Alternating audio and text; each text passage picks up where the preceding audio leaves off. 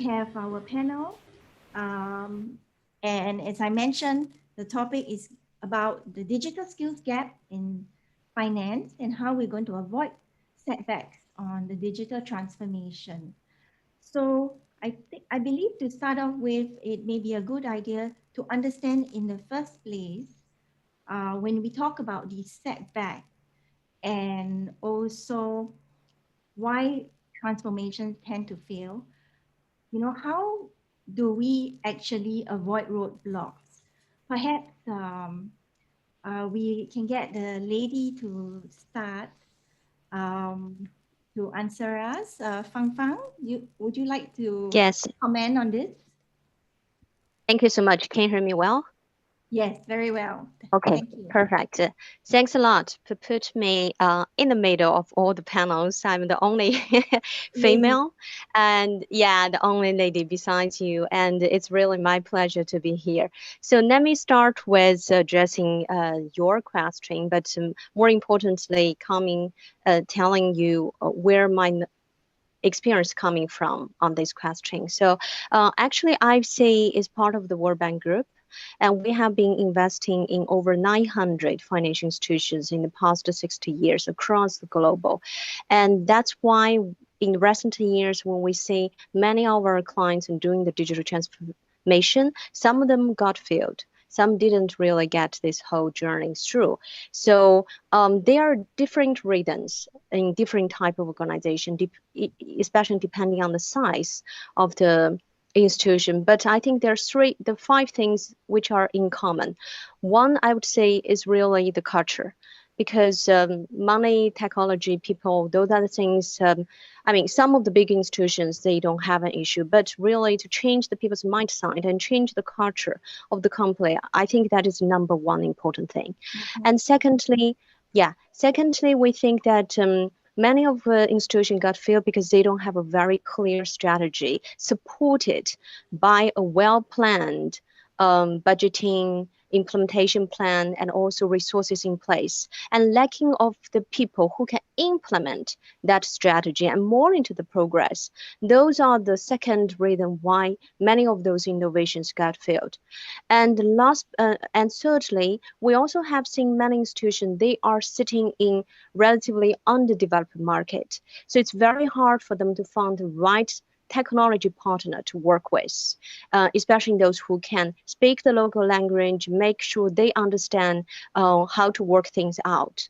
And fourth thing we have seen is that money. Of course, I mean, if you want to do anything, you need money in place, right? And limited budget, and also especially shift focus during COVID-19 is also another reason why we say some digital transformation has been put, let's say, put on hold.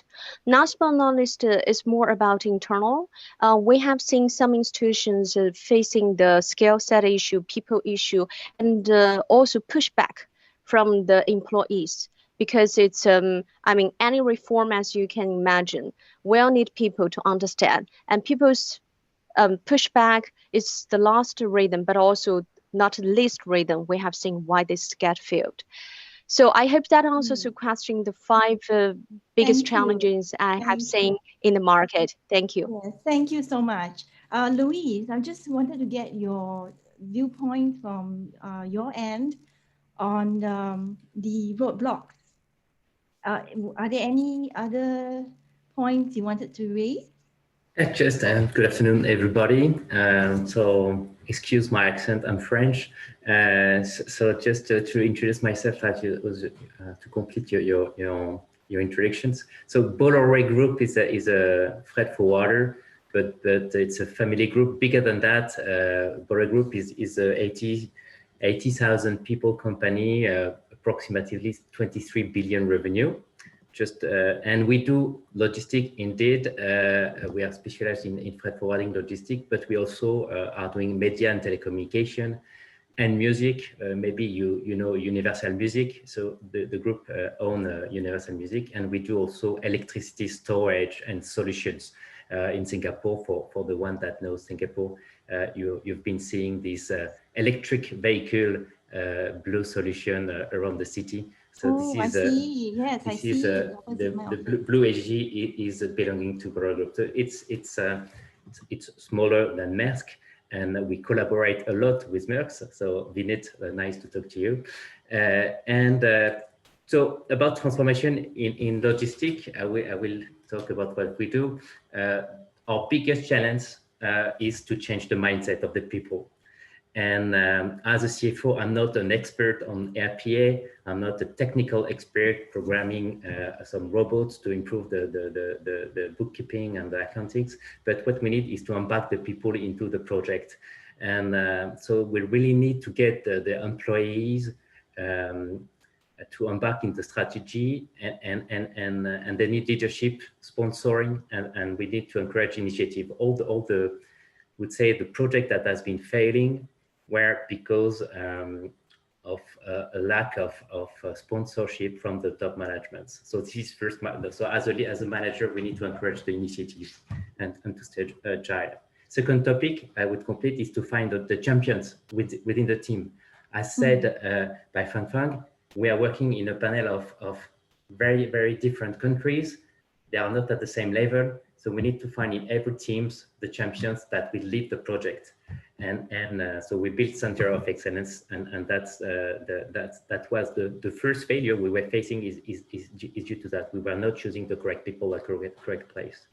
And then when you have the champions, you show the examples, and the examples it will motivate the others to follow you, especially on the RPA and which is in our industry of finance, it can be viewed as a danger by the team.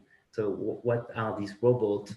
Are they they will be replacing me? So there is really a fear of and there is a resistance to change that we need to break and to show that it will be for the benefit of the employee and for the business. And last but not least, as soon as you get a good project, we need to standardize and to deploy it. So fix it in changing put the SOP in place and deploy it in other countries. That will be my. Thank you. So I think you talked a bit about the hard skills, the soft skills, etc. Yeah. I would like to ask Kamarul, in view of his earlier presentation, what are the ways that CFOs can ensure their team have the skill sets they need to provide modern business intelligence? Okay. Thanks, Mei Wai. So glad to share with you that the fact that in Maybank, we also have our digital transformation.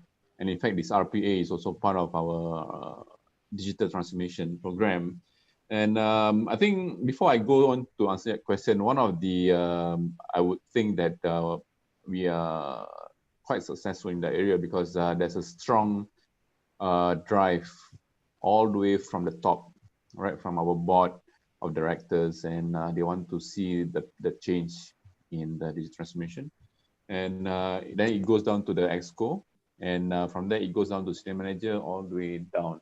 All right, so I think as long as there's a mandate and there's a governance and a strong push, I think any organization will success. Apart from the fact that, of course, I think Jiang mentioned that there's clarity and the objective and all, so that's given. All right, so coming back to your question, what are the ways CFOs, right, can do since we are in a CFO summit? One thing that I noted that what we've been doing is we do a lot of upskilling. All right, what people have always believed and have always been doing, those who are in finance office, they are merely accountants. They're merely account graduates. They only know how to balance, the trial balance, debit, credit, make sure at the end of the day it's balanced. But what we have done differently was that selected few has been upskilled with data analytics, Python, R, and even to the level of advanced Excel macros. And glad to see also in Maybank, we have a few that has signed up and in fact completed the RPA module as well. And I think basic knowledge or basic things that they should have is the ability to solve problem, apart from ability to identify problem. And we have always instilled change or challenge the norm, right? So for example, like if that particular task has been done by their senior for the past 20 years, it's been done in such a way, they're happily coming in every morning and download the report and you know, so we need to instill that you challenge that. Is there a way we can do it differently by meeting the same objective, you know, and shorter, fast time? Right. So yeah. So to answer your question, there are a lot of tools and knowledge and syllabus or curriculum that are applicable. Right. I think if you Google automation for finance, there's a lot of lists, and I'm sure you all can agree with me. So yeah. So that's my input, and that's what we've been doing in Maybank. Thank you, Kamaru. Alex, I wonder whether you have any inputs on Kamaru's points Thanks, May. pertaining this question. Thanks, May. Can you hear me? Yes, we can. Fantastic. So with the in this digital world, right, everything transformed differently. One of the skill set that I find very important now for finance is in terms of advanced analytics. So in terms of getting the information, I think we are now probably overburdened with informations. How do we actually synthesize the right information? So the advanced analytics becomes so important, not only to provide insight, but also the expectations to provide foresight. So it's not only looking backward, but also what will look like with different type of scenario. The other things that also important, I think we talk a lot about the good part of being in the digital world, but it's also posed with various different risks, right?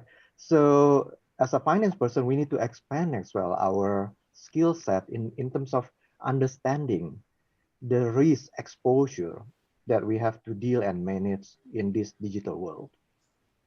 The other part that's very important, I think Kamaruzaman actually mentioned it about the ability to provide solutions.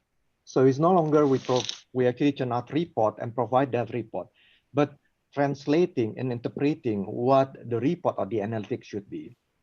And the last one, which is a little bit more on the soft skill, the ability to communicate well, because that will be the essence of what we're going to do moving forward. How do we actually articulate and explain it in the right, simple way? Because accountants tend to be a bit more technical in some case.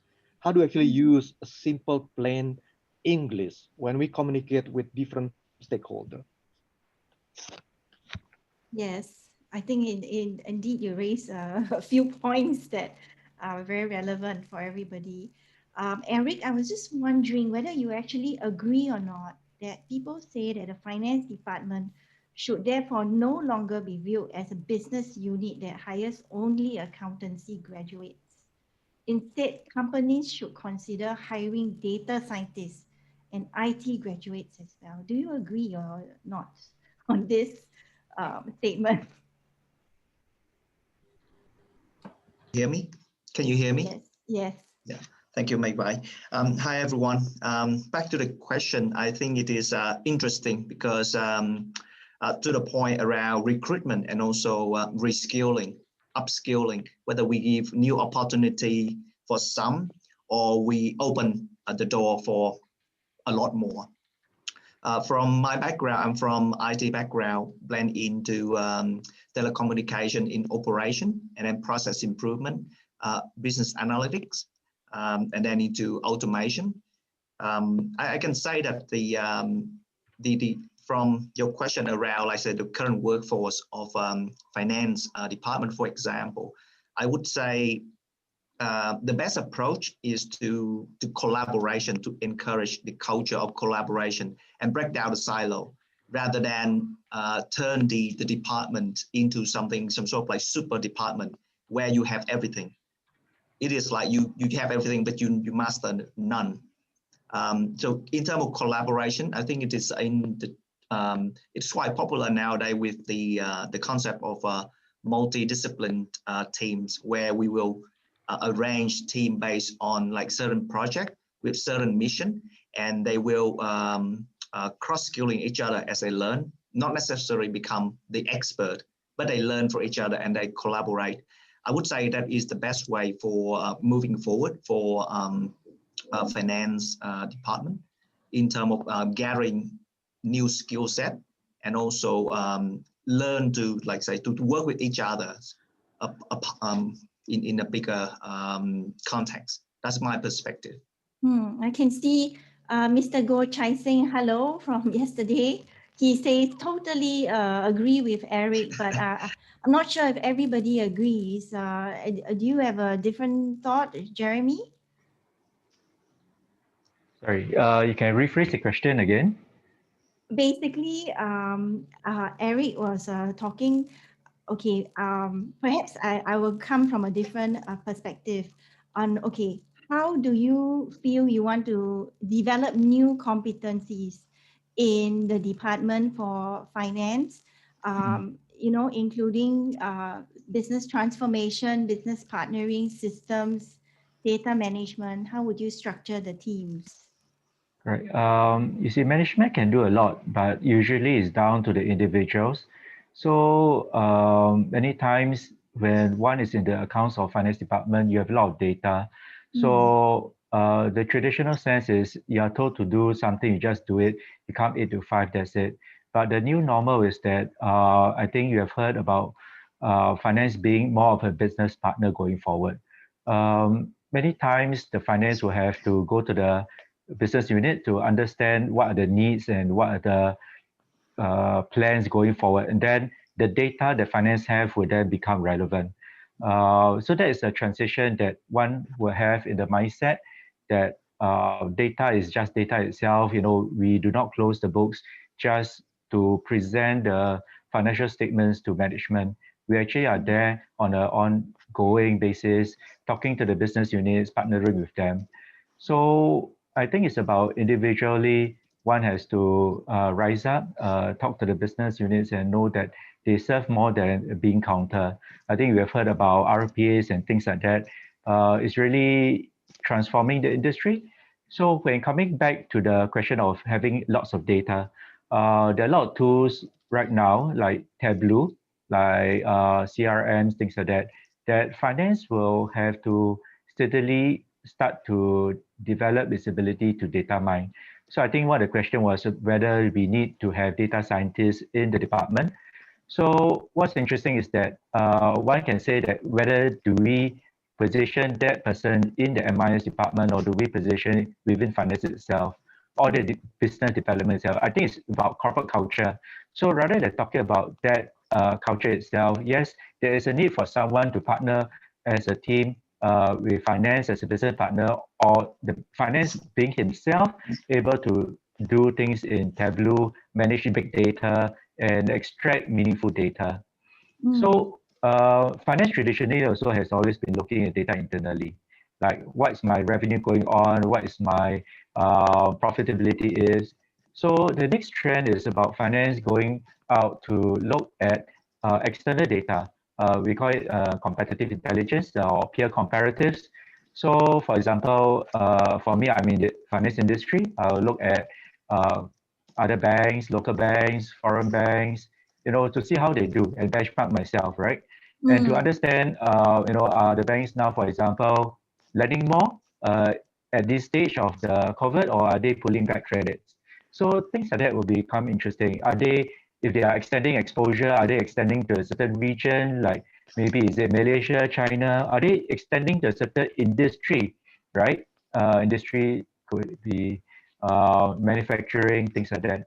So finance holds a pivotal role where it gets the data internally, able to manage it, able to look at external data, making sense of financial statements that is presented by large corporates. And it then has a role to, as a business partner, to work with the BU heads. So I think that is a paradigm shift. that is something very necessary that we, the industry, needs to progress into. We are no longer being counters. We are needed to be strategic players. So, Yes, for example, in my ex-company, we also work in blockchain technology. right. And we got in a $50 million sustainability loan, which was crucial at the time when funds are needed. So I think as finance, we talk about our knowledge. If you are able to bring it into practice, putting it into blockchains, new technologies, it creates interest in our various stakeholders. Yeah, I'd like to pick up on the point that you talk about mindset. I think Louise also mentioned that. And Daniel from Hong Kong, I think you remember him from earlier. He says he cannot agree more. He says, I think finance people need to have the right mindset and accept new technology. And I thought this would be quite interesting because I was having a earlier conversation with Vineet. And, you know, it was around how to prepare for headwinds such as people's fear and anxiety about job loss or general change of their roles to a point that it holds back the digital initiative. I think that's really key because when we all talk about mindset, as I mentioned yesterday in my presentation, it is actually very much linked back to anxiety. Vinit, you being in also change management, perhaps you could elaborate a little bit on this. Sure, and thanks, Mary. I think I'll also invite others' views on this. I think the way we see this particular topic is basically leaders wearing that hat. It's not the people on the floor; they will change by themselves, right? So it's we as leaders, executives needs to build some measurements, some scorecards, which through which people can learn that what is happening on the floor. How do people feel about the change? Are they taking it on the backside, or are they moving along, and so on and so forth? So I always make this analogy of a dinosaur tail. Sound a little funny, but then if you actually see how a T-Rex tail is like, it's actually much thicker from one end, and then and a very narrow on the other end. If I map the entire workforce, and let's talk about a finance workforce typically, you will always see somebody who will early adopt and move towards the change. Then there are people who will be somewhere in the middle who will need to be pushed, nudged, and then they will also move slowly. And then there is a tail, which is basically they won't move by themselves. They won't even move if we tell them everything. I think those are somebody like detractors towards your change strategy. The leadership should make sure that they need to go and talk to these people, identify what's their mindset, what really encourages them towards this change, and then work towards some plan by bringing a strategy and talking to departments like HR, training teams, and say, hey, let's come together and really make it happen. And one of the things that we did, at least for Maersk, I can say, when we hit by the pandemic, we knew that people will be pretty much working from home, right? And there's nobody to really check them or talk to them physically, and they may choose to do what they want to do. And we made that flexibility, which is the need to keep the well-being going. But one thing that we brought in is we made some of the online courses available to everybody, and we encourage them within the leadership groups and say that, can you pick up a course while you are in finance which can give you information about data lake, or how to work on big data, and so on and so forth. So that really helped. I think companies needs to also think differently. Leaders have to adopt the change and then really do walk the talk kind of a concept, which I personally feel is quite important. But I'll invite views from others also. Yeah, I think we have Yupendra from the audience who essentially said he agrees with the panelists. It's the attitude of the finance guys, how they embrace change and upskill themselves or become extinct. Wow, it sounds very serious about it. And the interesting thing here is I mean, going back to these more the hardware, do we have, you feel that we have to review our finance IT architecture to improve? Cameroon, I wonder if you have some thoughts on that. In view, I believe you work Sure. closely with IT. Sure. All right. All right. Okay. I think one of the reason today, if you talk about why do we need to use integration tool, right, or automation tool, and normally most of our users will say, oh, because the system cannot do it, or because the system when it was created 10 years ago, it does not come with this function. All right. So, and then I think the most common answer that I've always heard, this is an old legacy system. So what I'm saying here is, I think to address this, we gotta take a step back and again, learning from our own lesson is take a step back, gather all the stakeholders, especially IT, and I think once you lay down the IT infrastructure, and you can see there are unconnected dots, right, which need to be bridged. And it could be easily solved by putting in API or putting in integrator, and to a certain extent, maybe it calls for a totally new platform, to integrate to the backend. Of course, there's a lot of excuses, there's a lot of reasoning. Even if I want to update my finance system, my finance tools, the backend, the host need to be updated, the mainframe need to be updated. So it comes with a host of problems, right? So again, one solution may not fit all problems, especially we are in different industries, different organizations. So I guess learning from our own lessons, we got to take a step back, make that hard call, and admit what are the shortages or the weakest link in when it comes to all this chain of data moving around in the organization. And so I personally has strongly believe process drives how one perform their processes. And if the system is totally integrated and one person may not be staying in the office maybe up until 9 or 11 p.m. or even have to come back to office every month end, weekends. And I think it's sad to see that now that we are in 2020 coming into 2021, we are talking about cars flying, cars driving by themselves. So again, my parting message is that we need to look at our IT capabilities when it comes to not just on the financial system, anything, be it your backend, your processing, your credit system.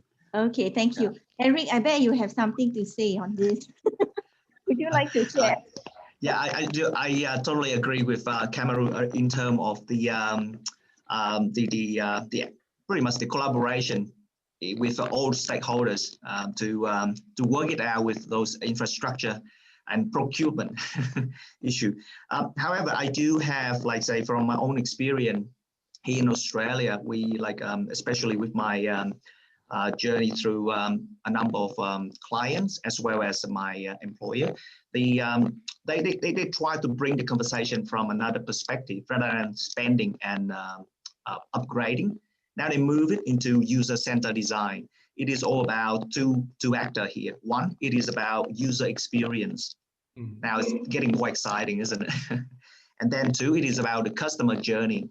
So rather than talk about a full audit of, let's say, SAP backend or mainframe or, let's say, web application, they start to build the conversation around those experience and journey, and then they try to talk about things like, say, the ease of use gap or improvement with, like, say, sprint, like agile sprint that you mentioned earlier, Kamaru. So I think it is also a good way to break down the challenge from technology as well as at organization level. One cannot solve it. But as long as you don't play the blame game, No. I mean, we are on the same page, meeting one objective. I think absolutely. Yeah, I think the customer journey and user experience is a great way to stop the blame game, because everyone kind of like identify the heat map, and in terms of like say issue, we can bring in like say evidence, and we can have a distance away from getting things personal. So that's just my observation, and I like to share with everyone. Very interesting. I wonder, Alex and Vineet, whether it's too much to actually consider to get the leaders in the financial sectors to kind of lead and embrace that digital change, in your companies across functions. Is it something that you believe is doable? No, absolutely. I think uh, any transformation, any change would mean something to happen at the core of it, right? I mean, typically, if you see the finance was something more around accounting, and now we're talking about data and then foresights and so on and so forth. This won't happen without building a new technology landscape, right? I mean, as we speak, we are also transforming in the company, and we are moving to a platform based structure, which basically means there is a strategy behind how to do things through one platform, and then the platform makes sure that business gets what they want from a process point of view. And we basically look at three things. If I can share my experiences, I think one is really standardizing your processes so that they can fit to any technology that you're going to bring in, whether you do your accounting in SAP, or you do it through S4HANA, which is a new platform, or still Oracle or JD Edwards or any other ERP system. Your process needs to be standard. Quality of data is the key, because if your upstream departments, which is basically your sales team or customer service or any other procurement departments, if they don't do their work properly, then finance will always be at the fag end of being impacted. So it is important for us to, we in the finance, to go back to the other functions and tell them what they need to do Mm, properly so that we can make it happen. And I think that's where the power of data comes, right? I mean, if the finance guy can really bring insights and then build a foresight saying this is what will be the impact, this is the revenue that you will lose or make by doing this. I think technology would help a lot in making this happen. That's my view. right. How about Alex? What are your thoughts on this area? It's very relevant to your first questions, and I think Fangfang, to a larger extent, has alluded into this, right? Right. Transformation is not one stop. Transformation is a journey. It takes time, right? A lot of time, why transformation fail, because we stop it too fast. We stop the funding, we stop the engagement, and the broader organizations might not necessarily understand what we are trying to do. And the way I see, when we want to do a transformation in finance, it's got to be a subset of what we are trying to do in the business. So we need to engage a broader organizations. And with that involve, I think Louis mentions about stakeholder.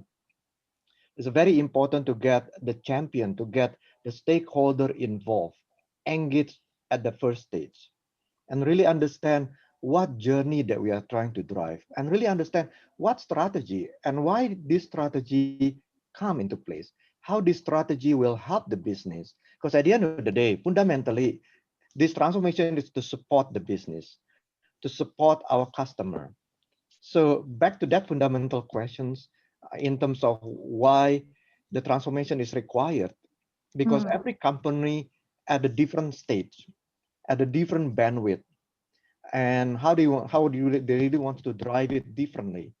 So absolutely. Yes, absolutely, Alex. And in fact, I believe Louise and Fang, you all work very closely in the small and medium size enterprise environment, and you essentially can understand that in fact most of these companies are still in the early stages of applying digital technologies to the finance process in ways that will create more efficiencies, insights, and value over the long term. So what advice can you give for SMEs to start off their digital transformation journey? Fangfang, are you still there? Maybe we'll start with the lady first. Yes, Okay. Okay. thank you. We So, can't see you. yes, yes, I'm still here. So can you hear me well? Yeah. Yes. Can you hear me? Okay, good. Okay, so I will talk this mostly from the SME banking perspective, because we have a many smaller size bank. They are serving the SMEs. So one thing I want to, I mean, before I enter into this topic, one thing I want to highlight is the terms digital transformation, because right now this word has been overused, I have to say. But in the past, we always have used technology to make our surveys, make our product offering, or to make our own life easier. So I don't say this as a one-stop thing, like I think Alex mentioned earlier. This is, I mean, ongoing journey, and it happened in the past a long time ago, and it's happening now, and it will also continue in the future. So where to start, right? I think they are already doing this. But if I'm looking at the most recent trend, a lot of institutions, they start from the customer journey, because that matters mostly. They look at what can they do to improve the customer experience. That is a key focus of many of the institutions. And the way to do that, some of those banks, they start with digitalizing one product. Some of them starting with, from after digitalize one product line, they move to digitalize one department. I mean, create a digital transformation department which can lead the transformation of the entire bank. And afterwards, we have also seen some big international banks. They actually created a fintech arm. So they don't have to worry about the culture. They don't have to worry about the people, mindset change, everything. They just create something totally new. And we have seen that banks are actually, in some sense, disappear, right? You don't see bank branch very often in some of the countries where you have cashless society. However, banking will continue. And at the same time, we have seen a lot of banks embrace this platform so deeply, as I mean, they themselves become invisible. For example, you can say a lot of banks, they step in and build a partnership with telecom, or build a partnership with hospital, with university, and they become part of the financial service behind those, let's say, hospital app or university app, etc. So they become invisible heroes behind it. But by doing so, you can say this whole, let's say, digital transformation or already changed the mindset or even the shape of the banks. And that is the way forward, I would say, the full integration. And but you will have to take a phased approach. Different institutions will take different steps depending on their local context and where do they stand at this journey.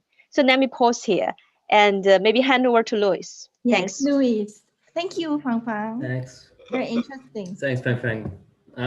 Just to comment on what you just said, I totally agree. So that I would say, as a financial controller, a CFO, if you want to advise a SME to start the digital transformation, I would suggest to start by the basic. And what is the basic is the cash transaction. We are in Southeast Asia, dealing with countries that are still doing a lot of liquid transfer, cash payment. They don't use the cashless transaction. So stop cash payment, start to do online banking. Many companies, they don't do online banking. It is as simple as that. Get rid of the check, get rid of the manipulation of money, of notes, and you will prevent fraud. And slowly but surely, you will embrace your team along the digital transformation. And then you will jump into the bank, the bank reconciliation, the automation of banking reconciliation. You will stop to use Excel. You will stop to do the so So it's a slow process, and I think if you start by the cash, that's one of my key advice. Then you can jump into negotiate a credit term with your supplier. You have to pay attention to pay your supplier on time. So use the online banking to pay your suppliers. Work closely with bank. This is critical for a small company. And then you can jump into automation, RPA, small project, step by step. You can just automate the statement of account sending to your customers. You can attach the PDF of the invoice. It's a slow process, but then you will embark your team. So digitalization of the collection. So I was talking about cash. I would suggest to digitalize the collection, and then you can indeed jump into the account payable part. What can you do? Very pragmatic, but you can start with simple scanning invoice, automatic booking of account payables. You have some third party that can quite cheaply advise you and set up some small RPA project that could help the small company. And there is many other projects that we could advise, but I can talk about it hours. Okay, thank you very much, Louise. Are there any final questions from the audience today? Thank you for the interaction. He says, agree with the presentations yesterday, look forward, and financial reporting is just a statutory requirement. Okay, so I'll just conclude with this very interesting one, which is beyond thinking about numbers, how can a CFO help drive the company's performance and direction and become that trusted advisor to the CEO? Jeremy, do you have thoughts on this particular area? Yeah, so basically the finance person plays many roles other than just finance itself. There is the part about risk, and risk is very important. So when I was in a commodity company where there was the wars between China and US, right? So we have to consider who are our suppliers. Are we too concentrated in our suppliers? Are they coming from a certain location? Are we concentrated too much on our customers? So it gives the ability for us to go in, ask the right questions. So as finance, we should ask the right questions, and definitely the business unit have to come in to explain what they do, or do they have to consider how they change. So other than the risk itself, I mean, for a commodity company, it's about looking at the mark-to-market risk. We look at the currency risk, the price trends, whether customer will default us because the price has crashed and customer will rather go and buy the latest spot price. So when it comes to, for example, say currency risk, so we have to go in to say that, okay, we may get it at this price, but what is our breakout even margin if we are to hedge it to this market? So finance is very much operationally driven. So when I was in finance in a manufacturing company, I was also heading the IT department, HR and procurement, because it was necessary for me to go in to, on the ground, have better understanding and actually move things. So actually that was being done. So finance usually is the second person that will rise to be the, even let's call it acting CEO. If the CEO touch wood, something happens, right? In most companies. So for finance to play that role, one has to know that the finance head needs to be involved in operations. The person is not just raising finance reports and things like that. It's about adding shareholder value. How do you list a company? How do you get in the loans, the borrowings in a cheap rate? How do you grow the company? How do you do mark-to-market? Sorry, how do you do merger acquisitions, which is one of the fastest way to grow? And I'm not so sure if any knows, but when you do M&As, you actually have a M&A relief. You actually get tax subsidies on that, right? So finance side plays a lot of roles, tax planning. So when I was in a listed company, I dual listed China XRX in Singapore, and later when the S-chip scandals occurred, I had to dual list it in Hong Kong to maintain the valuations. We wanted to say that we are not any S-chip where there was potential frauds. We had to showcase that we have the numbers fast, we are able to engage the audience. So I was doing a lot of road shows, talking to investors in Japan, US, London.